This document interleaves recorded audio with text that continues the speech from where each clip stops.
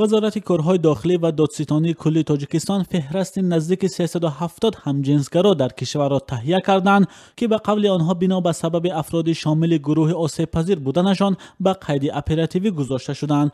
در این باره مجله قانونیت چاپ دادستانی کل اخیراً خبر داده گفته است که این شمار همجنسگراها در عملیات خادمان حفظ حقوق با نام شرطی اخلاق و تازه‌کنی آشکار و مشخص شدند.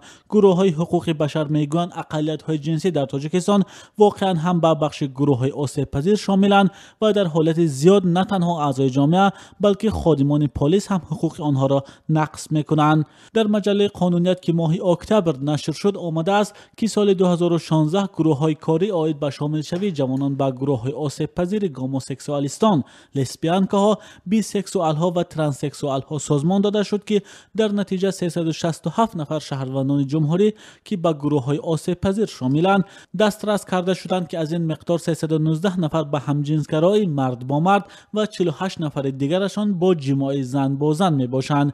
در این مطلب که از جانب دادستانی کلی تاجیکستان نشر شده است گفته می شود که این افراد پس از مشخص کردن شخصیتشان در قیدهای مخصوص اپراتیوی گذاشته شدند. مقامات وزارت کارهای داخلی تاجیکستان از شرح این رویخط ویژه خودداری میکنند، ولی یک مسئول آگاه از این رویخط با شرط افشا نشدن نامش روز 16 اکتبر به رادیوی آزادی گفت فهرست افراد آسیب پذیر به خاطر آگاهانیدن آنها از نگاه امنیتی و سالمی تهیه می شود. او گفت این نفران از نگاه سلامتی و بخطری شامل گروه‌های آسیب پذیر شدند. شامل یک رویخط کردن آنها تنها با هدف فهماندهی صورت گرفته است.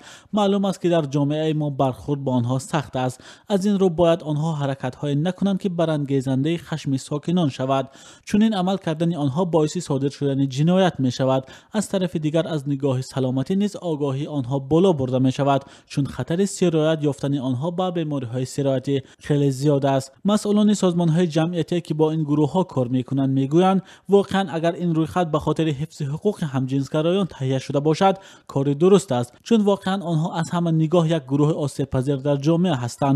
اما سازمان‌های مدافع از حقوق اقلیت‌های جنسی میگویند حقوق آنها نه تنها از جانب ساکنان عادی بلکه از جانب برخی از کارمندان مقامات انتظامی نیز نقض می‌شود. سازمان بین‌المللی IPHR ماه ایول در یک گزارش تازه خود گفته بود که نمایندگان مقامات انتظامی در تاجیکستان آنها را می‌ترسانند، تهدید و یا حتی تجاوز می‌کنند و از آنها می‌خواهند که برای به حیث گماشته به جمع‌آوری اطلاع کمک رسانند. ادعایی که مقامات تاجیک آن را تهمت می‌دانند و وجود چنین یک کاری را رد می‌کنند.